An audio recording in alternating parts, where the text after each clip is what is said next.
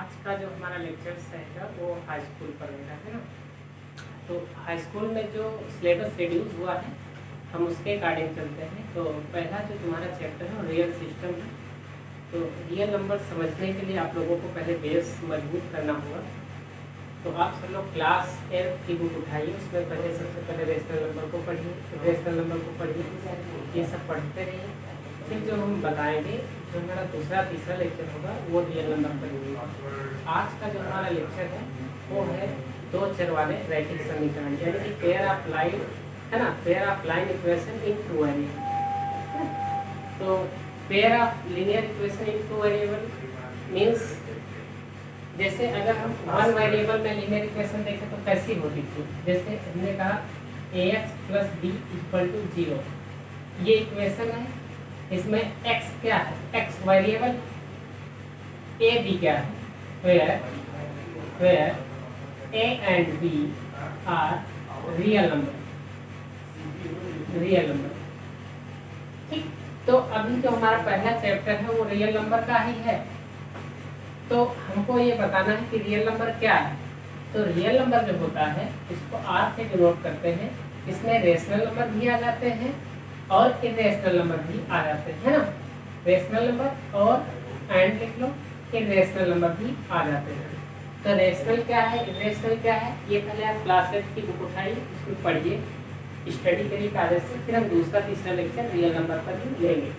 ठीक, तो या रेशनल नंबर है या इरेशनल नंबर है ना, या दोनों है। इन दोनों का अगर हम यूनियन कर देते हैं या दोनों मिला देते हैं, दोनों नंबर्स को, जैसे रेशनल नंबर को, इरेशनल नंबर को, परिमेय संख्या को, अपरिमेय संख्या को, दोनों को जोड़ देते हैं, तो जो हमारा नंबर आएगा उसे हम रियल नंबर कहते हैं, है ना। तो इन चीज़ों को समझने के लिए आप लोगों को क्लास 8 की बुक उठानी पड़ेगी। फिर हम कल जो नेक्स्ट लेक्चर होगा दूसरा उस पर बताएंगे कि रियल नंबर वास्तव में क्या है। तो क्या है, जिसे ये हम लीनियर इक्वेशन की बात करते हैं, ax plus b equal to 0, तो where a and b are real numbers and a is equal to not 0, a is equal to not 0, a is equal to not 0 means अगर इसको हम solve करेंगे तो ax is equal to minus b आएगा। अब ये क्या imply करेगा, x is equal to minus b by a। But अगर a 0 हो जाएगा, हमारा a अगर 0 हो जाएगा तो जो इक्वेशन दी है ये नॉट डिफाइंड हो जाएगी। अगर ये हम 0 कर दें तो क्या हो जाएगा, माइनस बी अपॉन 0। तो ये यानी कि ये हो गया not defined. Not defined means इसे हम कह देते हैं इन्फिनिटी कह देते हैं, लेकिन ये वास्तविक फंक्शन क्या हो जाता है, नॉट डिफाइंड। तो अगर हम linear equation in one variable देखें तो क्या होगा, linear equation in one variable होगा ax plus b equal to 0 where x is a variable and a and b are real numbers where a equal to not 0, a 0 नहीं होना चाहिए। तो जो ये इक्वेशन बनेगी ये लीनियर इक्वेशन होगी इन वन वेरिएबल में। अब इसमें एक इसमें क्या होगा, इसका एक सोल्यूशन भी होगा। तो सोल्यूशन को हम क्या लिखेंगे, सोल्यूशन क्या होता है बताओ किसी भी इक्वेशन का। इक्वेशन का सोल्यूशन ये होता है कि x की ऐसी वैल्यू रखें हम, x की ऐसी वैल्यू जो इस इक्वेशन को सेटिस्फाइड करे। मीन्स हम अगर LHS ले चले, जैसे ax प्लस b ले चलते हैं, तो x की हम कोई ऐसी वैल्यू यहाँ पर रखें, x की कोई ऐसी वैल्यू रखें जो कि क्या हो, जो कि सॉल्व करने के बाद हमको 0 आंसर दे। हमको क्या आंसर दे, 0 आंसर दे। तो इस प्रकार 0 आंसर देगा, इस प्रकार हम कहेंगे जो x है वो एक इसका सोल्यूशन है ना। तो सोल्यूशन निकालने के लिए आप क्या करोगे, इसे हम डिटेल में बता रहे हैं,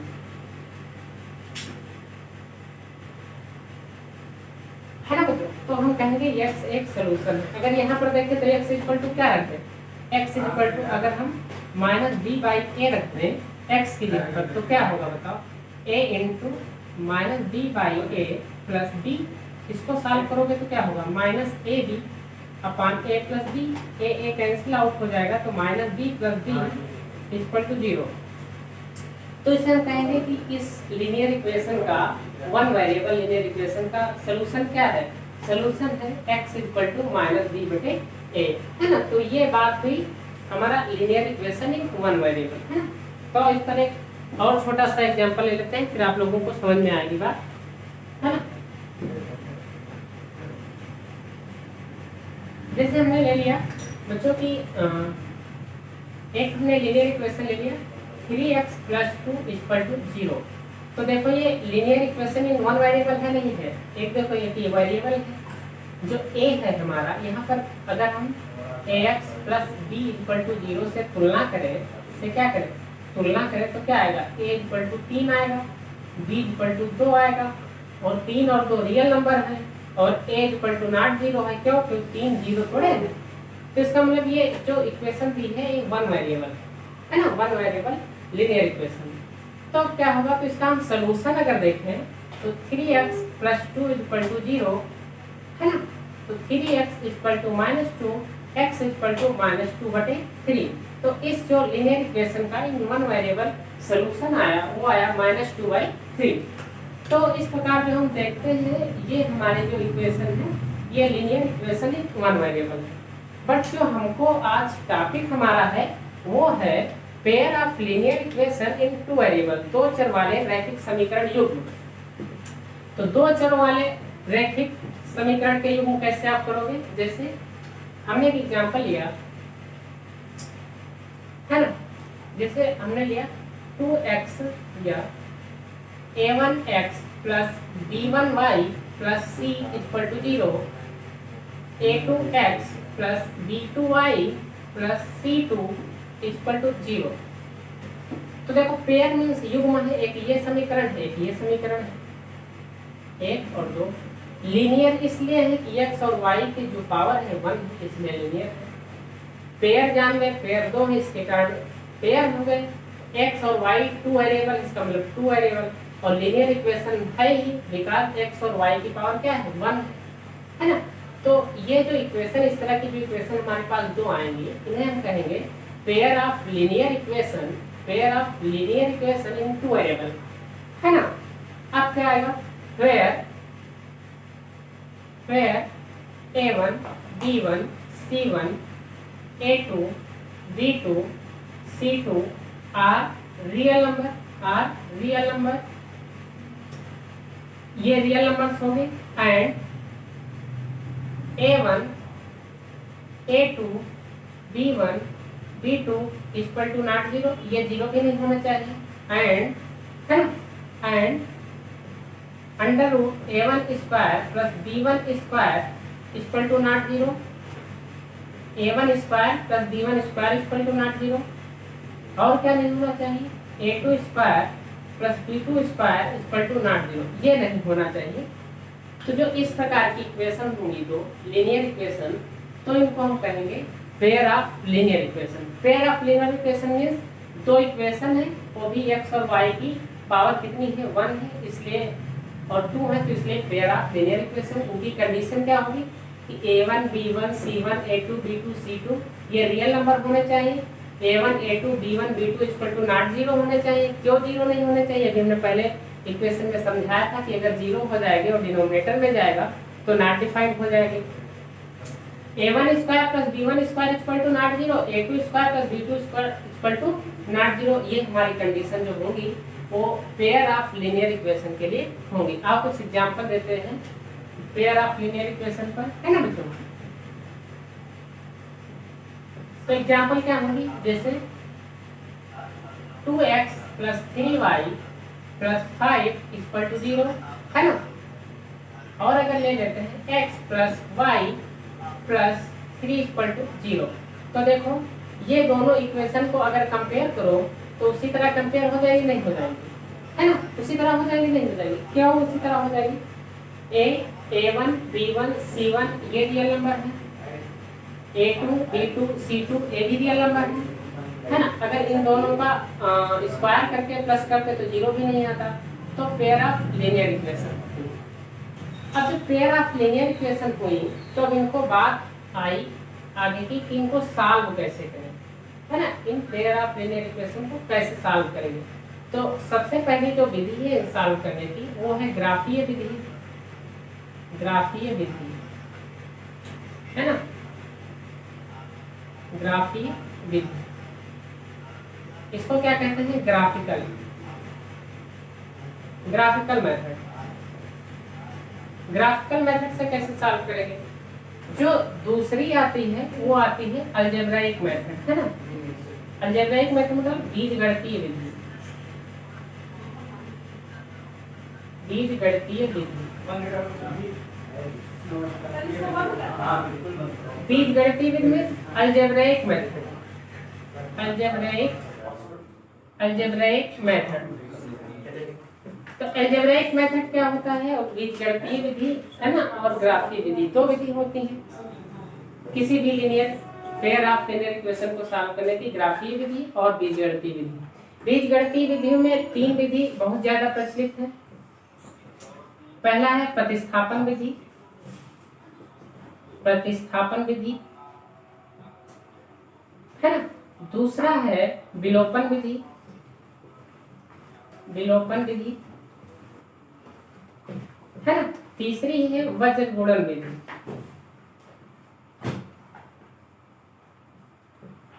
तो तीन विधियां बहुत ज्यादा प्रचलित हैं किसी भी पेयर ऑफ लीनियर इक्वेशन को सॉल्व करने के लिए। तो दो विधियां तो हो गई, ग्राफीय विधि यानी कि ग्राफिकल मेथड, दूसरा हो जाएगा बीजगणितीय विधि यानी कि अलजेब्रिक मेथड।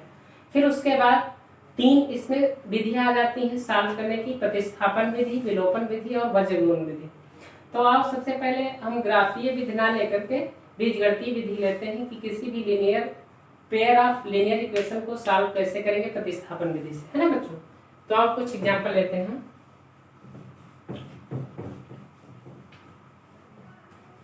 आपके ही बुक से एक एग्जांपल है,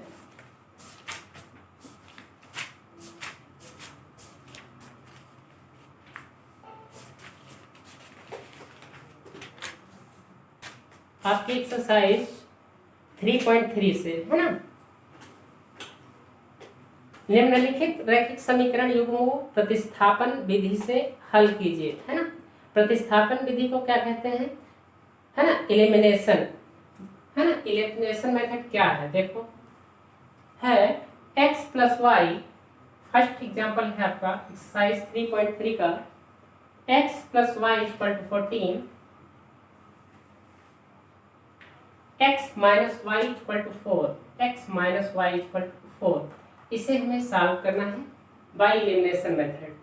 तो है ना, कैसे एलिमिनेट करेंगे हम, देखो हमारे पास यहाँ दो लीनियर इक्वेशन है, फर्स्ट और सेकंड। तो यदि हम चाहें तो फर्स्ट इक्वेशन ले सकते हैं या सेकंड। तो फर्स्ट को अगर हम या सेकंड को उठा लेते हैं, जैसे x minus Y equal to 4, तो x इक्वल टू यहाँ से क्या कर देते हैं, x इक्वल टू क्या निकलेगा 4 प्लस वाई, है ना। ये हम 4 plus Y X equal to लिखेंगे। अब ये x की वैल्यू यहाँ से उठाकर हम जो पहली नंबर इक्वेशन है यानी कि x plus Y equal to 14 दिया है ना, इसमें सब्स्टिट्यूट कर देते हैं। तो कितना आएगा, x की प्लेस पर हम क्या लिखेंगे 4 प्लस वाई इक्वल टू 14, ये सब्स्टिट्यूट किया हमने। तो क्या आएगा, बाय सब्स्टिट्यूशन करने के बाद 4 प्लस 2i इक्वल टू 14, है ना। 2i इक्वल टू ये क्या होगा 14 minus 4 equal to 10, 2i equal to 10, तो y इक्वल टू 5, यही तो आएगा। अब y इक्वल टू 5 आपका जैसे x equal to 4 plus Y निकला था, तो y की वैल्यू ले जाकर थर्ड इक्वेशन में रख दो, है ना। Putting the value of y in equation third, है ना, वी गेट। तो जब थर्ड में पुट करोगे तो क्या आएगा, x इक्वल टू 4 प्लस 5 यानी कि x इक्वल टू 9।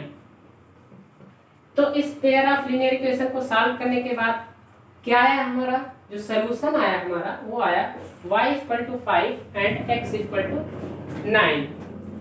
ठीक बच्चों, तो अगर हम देखें कि जो हमने सलूशन निकाला है, ये सलूशन जो दी हुई इक्वेशन से इनको सेटिस्फाइड करता है या नहीं सेटिस्फाइड करता है, तो इसके लिए हम चेक करेंगे इसे।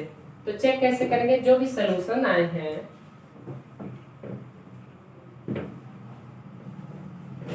है ना, जैसे x इक्वल टू 9 आया है और y इक्वल टू 5 आया है, तो अगर हम फर्स्ट इक्वेशन उठाते हैं तो x plus Y equal to 14 आता है। तो x के प्लेस पर हम क्या पुट करेंगे, x की प्लेस पर हम 9 पुट करेंगे, y के प्लेस पर 5 पुट करेंगे तो ये 14 आया, यानी कि LHS यानी कि left hand side equal to right hand side आया। तो हमारा जो सोल्यूशन आया निकल के ये सही है। दूसरी इक्वेशन में देखते हैं x minus Y equal to 4। x की वैल्यू पुट करते हैं तो कितनी आती है 9 माइनस वाई की इक्वल टू 5 इक्वल टू 4, यानी कि राइट हैंड साइड और लेफ्ट हैंड साइड इक्वल आ रही है, इसलिए जो हमारा सोल्यूशन निकला है वो एग्जिस्ट करेगा या सही है ना बच्चों। तो इस तरह आप सब लोग पेयर ऑफ लीनियर इक्वेशन को सॉल्व करेंगे। दूसरा हम जो ले रहे हैं एक्सरसाइज 3.3 का, ये है पहले का थर्ड पार्ट है ना।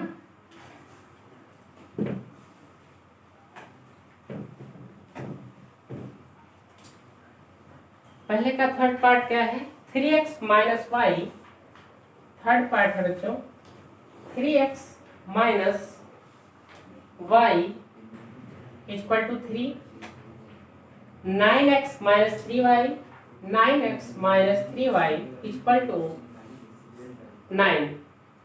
ये हमारे पास दो इक्वेशन है ना, इसमें सारी कंडीशन होल्ड करती हैं। तो हमें इसे है ना, इसे हमको सॉल्व करना है method of elimination by substitution method से, है ना। तो पहले तो हम एलिमिनेट करेंगे, फिर सब्स्टिट्यूट करेंगे, फिर हमको इसकी वैल्यू फाइंड करनी है। तो हम चाहे तो फर्स्ट इक्वेशन को उठा लें तो क्या आएगा 3x minus Y equal to 3। तो अगर यहाँ से हम y की वैल्यू निकालें तो क्या आएगा y equal to 3x minus 3, ये निकल कर आई वैल्यू है ना। इसे इक्वेशन थर्ड मान लेते हैं। अब y की वैल्यू सब्स्टिट्यूट कर देते हैं इक्वेशन सेकंड में, है ना। तो इक्वेशन सेकंड क्या है बच्चों आपकी 9x minus 3y equal to 9, है ना। तो लिख देंगे substitute the value of y in equation second. तो क्या आएगा 9x माइनस 3, y के प्लेस पर हम क्या पुट करेंगे 3x माइनस 3 इक्वल टू 9। यहाँ से क्या बनेगा 9x माइनस 9x, है ना, 9x माइनस 9x, और ये क्या बनेगा प्लस 9 इक्वल टू 9। तो ये सॉल्व करने के बाद क्या आया 9 इक्वल टू 9।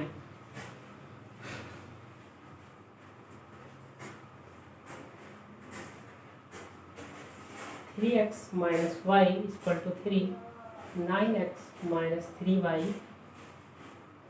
Equal to 9।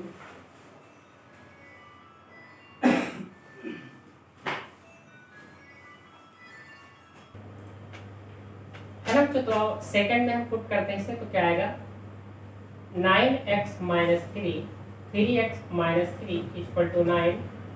तो 9x minus 9x plus 9 equal to 9, 9x से 9x कैंसिल आउट हो जाएगा, 9 इक्वल टू 9 आया, है ना। कांस्टेंट इक्वल टू कांस्टेंट, तो यहाँ से कुछ तो मिलेगा नहीं, तो हम यहाँ से बोल देंगे कि इसमें अनंत क्या है अनंत सोल्यूशन है ना, अनंत हल। कैसे, जैसे हमने x इक्वल टू 1 लिया तो y इक्वल टू 0 आएगा, ये भी एक हल है ना। x इक्वल टू 2 लिया तो y इक्वल टू कितना आएगा 2 3 जा 6 माइनस 3, तो y इक्वल टू 3 आएगा, ये भी एक सोल्यूशन है। तो हम इसमें x की वैल्यू रखते जाएंगे, y की वैल्यू निकलती जाएगी, और ये दोनों इस इक्वेशन को सेटिस्फाइड करेंगे, है ना। तो इसके अनंत हल है, कितने हल है अनंत हल है, अपरिमित रूप से अनंत हल है। इसके लिए क्या कंडीशन है ये हम अभी आप लोगों को बता रहे हैं कि कब अनंत हल होंगे, कब यूनिक हल होगा और कब हल नहीं होगा, है ना बच्चों। ठीक है, तब तक इन क्वेश्चनों को सॉल्व करते रहिए, है ना, जितने भी दिए हैं जिस एक्सरसाइज 3.3 में, फिर बाकी के भी हम बता रहे हैं।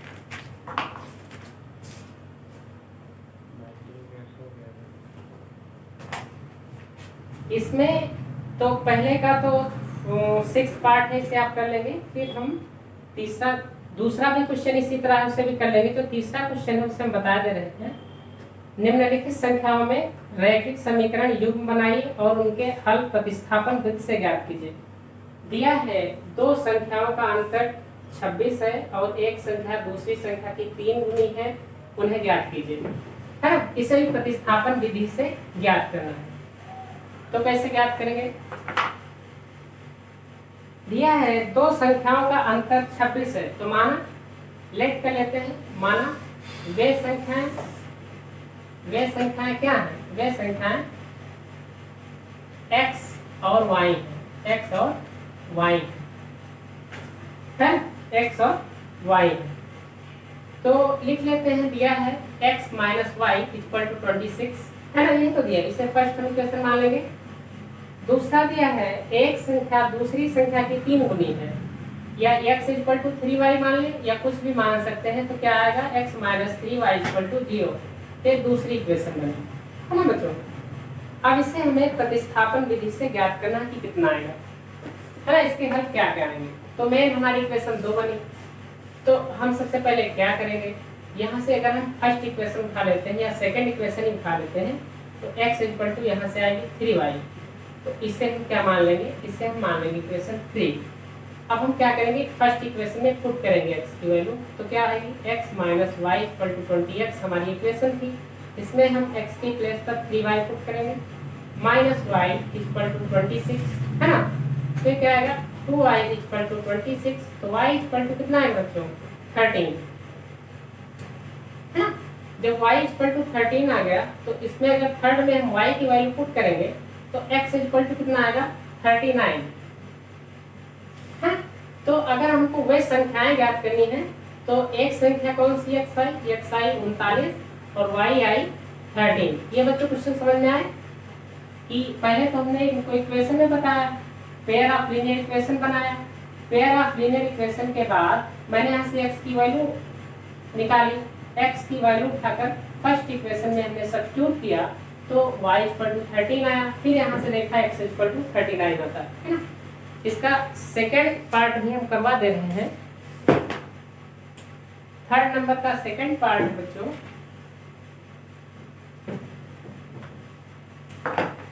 दो संपूरक कोणों में बड़ा कोण छोटे कोण से 18 डिग्री अधिक है, उन्हें ज्ञात कीजिए।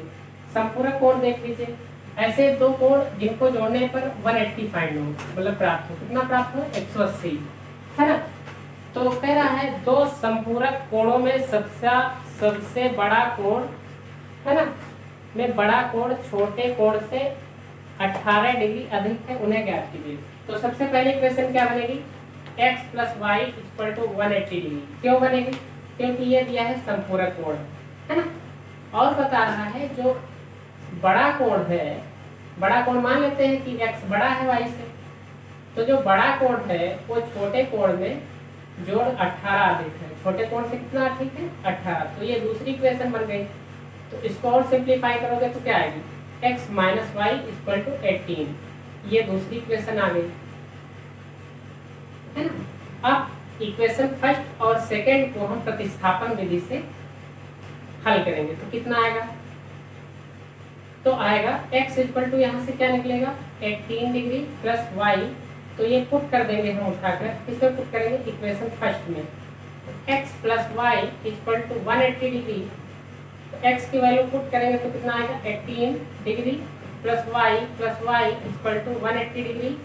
अब ये कितना होगा बच्चों, 18 degree plus 2y equal to 180 degree, 2y equal to 180 degree minus 18 degree, तो कितना आएगा, ये आएगा 2 है ना, ये आएगा 2, और ये कितना बनेगा, ये बनेगा 7, ये बनेगा 6 1 है ना, 2y, तो y इक्वल टू कितना आएगा, y इक्वल टू 162/2, तो ये कितना बनेगा 81 है ना, तो y इक्वल टू आ गया 81 डिग्री, तो y इक्वल टू 81 डिग्री, तो ये x इक्वल टू कितना आएगा, x इक्वल टू आ जाएगा 18 डिग्री प्लस 81 डिग्री, ये आ जाएगा 9 यानी कि 99 degree, x equal to 99 degree. इस प्रकार से बच्चों प्रतिस्थापन विधि से ज्ञात करोगे। अब हम जो नेक्स्ट विधि बताएंगे आप लोगों को बताएंगे विलोपन विधि कैसे हम लगाते हैं ना। तो जो बाकी क्वेश्चन बचे हैं एक्सरसाइज 3.3 के, वो सब आप लोग लगाना, जो नहीं समझ में आएगा उसको व्हाट्सएप पर पूछना है ना बच्चों। Thank you.